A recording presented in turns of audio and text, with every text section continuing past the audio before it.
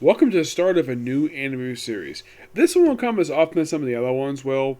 I just merely want to put this out because, well, why not? I watched the pilot, I watched the thing that started up this particular franchise, so why not?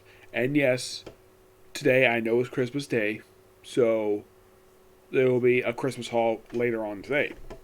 But this one I'm discussing Lupin the Third. Yes, this is my first review of this particular series. And I'm here discussing the very first thing ever released, media related wise, and it's not the manga. No, no, no. I'm not going to talk about the manga. Well, I'm not really a fan of the manga version of Lupin, purely because the guy likes. Oh boy, it's like every time he comes across a woman, he has to undress just to sleep with them.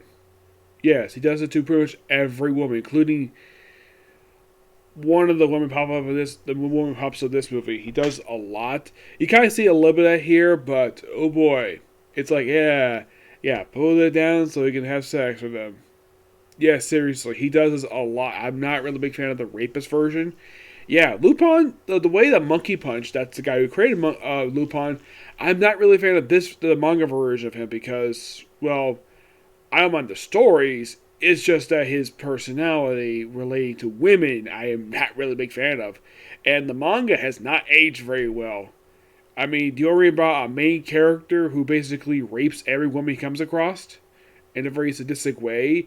Or in fact, he kills people? Yeah, he does. Well, at least the anime basically makes a joke out of it. This is basically talking about the 1969 film Lupin the Third pilot movie. Yes, all this movie it's a 12-minute short where it introduces us to the following characters. First, we're introduced to Inspector. I hate to pronounce this guy's last name. It's the guy who Lupin refers to as Pops, per se. This is Inspector Zangina. Yes, that is who investigates him.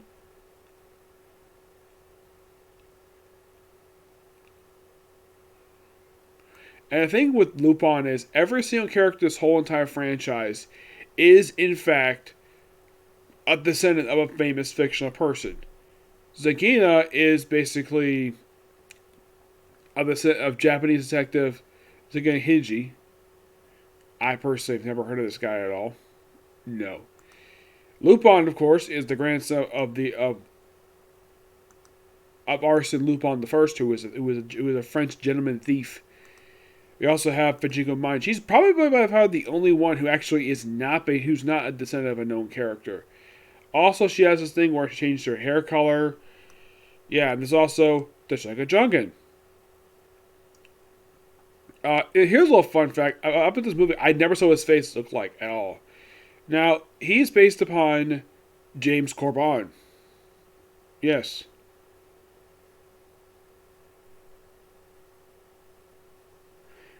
James Coburn, yes. That is who he's based on.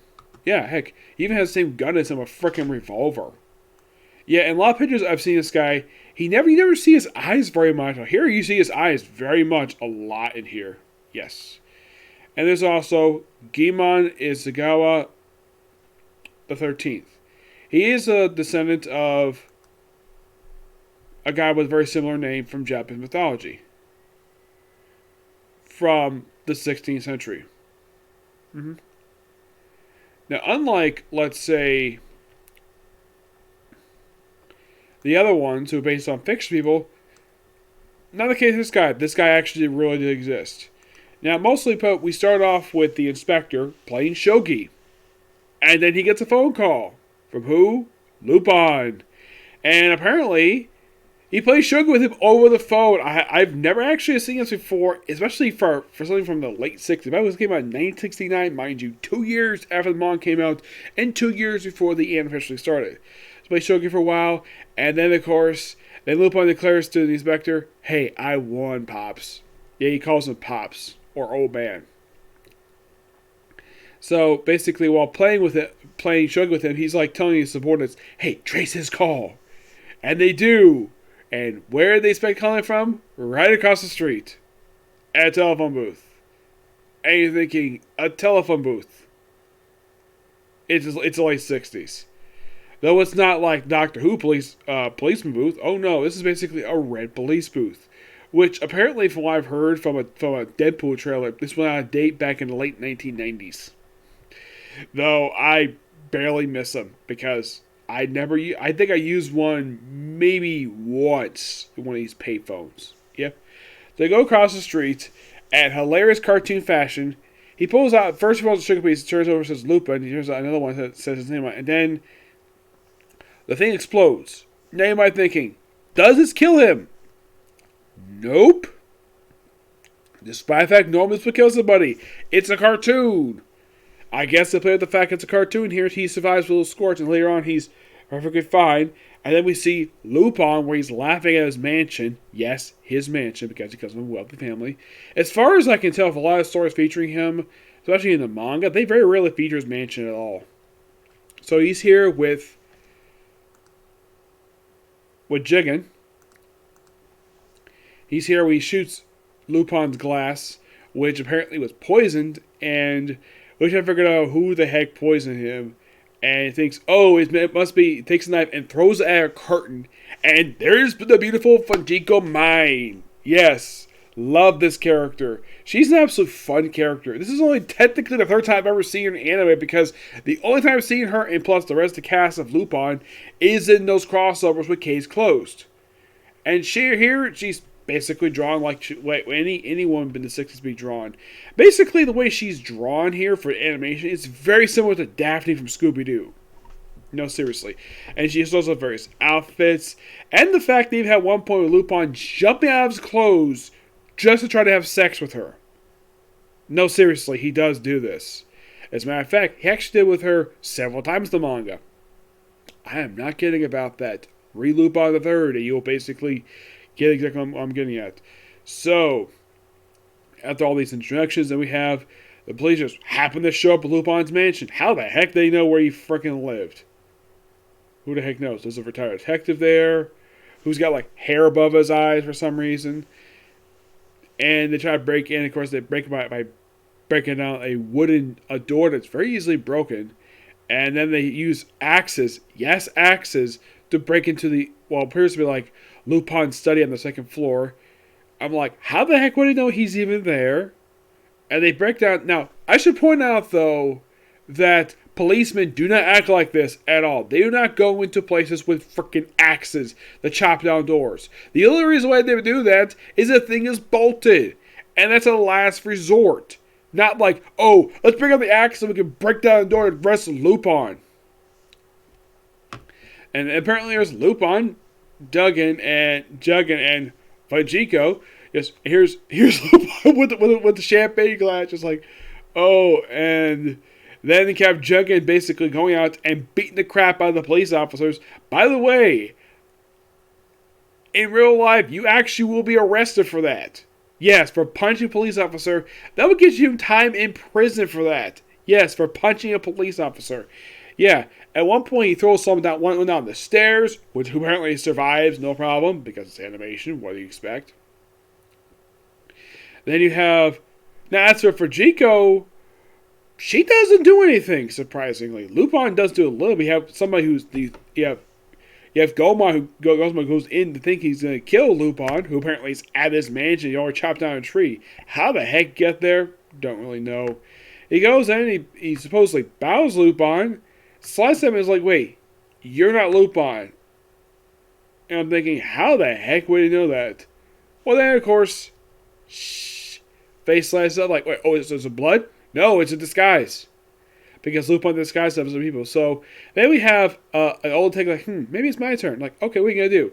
I think I'm going to take this rope. And then, by the way, this is an old man doing this. Rolls around like he's wearing a lasso. Throw it in. Break a window. Yes. Ties to the police car. Turns on the engine. And drives away. And then the inspector realizes, oh crap, this is actually Lupin. And then we have attached to the actual grappling hook a kite, which just happened to have Jaga and Fujiko Mine on it. And they drive off, and thing snaps off, and that's where the thing ends. Okay. By the way, at one point, when they have, like, during Jaga's little battle, we have 3 police officers who take a door Yes, a door to use as a shield. A wooden door that any bullet can bypass it very easily. So what does Jugga do? Fires at a chandelier on the ceiling. Crushes them, potentially possibly killing them. Yeah, that would normally kill somebody from that height. And yeah, not much else to say about it. Of course, the samurai is pretty much useless. It's like, oh, he just slices up a tree. Aside from his introduction, he's like, he slices a tree, slices the fake Lupin, and you see him meditating. And that's all you see for him. Excuse me. I should point out, though, in the manga, Lupin doesn't usually work with these characters very much, not on a regular basis, like apparently he does in the anime. But yeah, not much else to say about this movie. It's, animation-wise, it looks okay for late 60s, mind you. Animation holds up fine. I think the only thing probably doesn't age well was Lupin jumping out of his clothes in order to sleep with Fujiko Mine. That's the only thing I can think of that probably didn't age real well. Aside from that, this movie's story, there's not much story here. Just the inspector going to Lupin's mansion to chase him out. That's it. There's literally not much story here. If you wonder how long this movie is, it's 12 minutes. Yeah, it is that short. It's equivalent to half of an episode. But if I ever get a chance to do any more episodes of Lupin, I've been really interested to do for some time. It's probably a lot more interesting than this. Yeah. As to when they're going to go up, I don't know. But next thing I'm going to go through is going through the final few episodes of Banished from the Hero Park, because I just finished the book 4. The only reason I'm doing this now, because I watched the movie. Yep.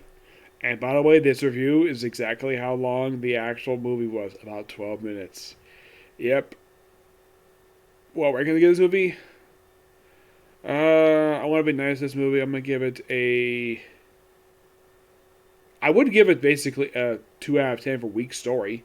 But I'm gonna give it a 9 for animation, because animation is not bad for late 60s. The dialogue is still pretty good.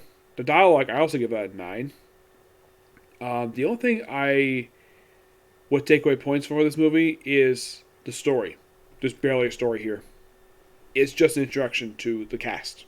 That's literally what it is. I don't mind that at all, but if you're going to have a movie, have a freaking plot. Yes, the plot, I give it a 1 out of 10. There's no plot here. It's just introducing the characters and some interesting moments you might see in potential anime, well, that came 2 years later.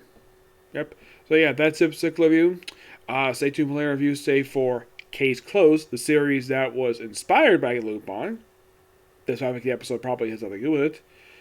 There is also going to be my Christmas haul that will be happening today, a Comic Corner, and Banished from the Hero Party. Probably about 2 episodes of that, and that'll probably be it for today. Okay, next video. Bye.